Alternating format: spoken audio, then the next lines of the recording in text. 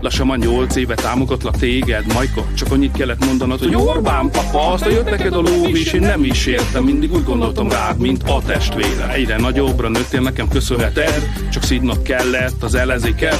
Rögtünk a csórokon, az mind téged néz. Én ma még belehalok, jól lett viccedik, itt értem, hogy volt, hogy pénzed az van, és az összeset miattam szedted össze, Majka. A sármadnak a nagy része az engem illet, most meg Orbán figurázott ki te rapperféle. De én nem adjam annyiban most ezt a dolgot, velem senki nem csinálja ezt, meg jegyez fel most. Te sztárabb vagy uta vagy te, Majka, tényleg, pedig te lehettél volna az új pénzügyminiszter. Te kicsi Majka, csenden ültél eddig fenekeden, de most jó nagy hülye voltam, mert én hozzád elérek. Kossuth Díj nem lesz az évben, Majka, neked most tényleg elment az eszed, mert én választást nyerek, nincs még helye.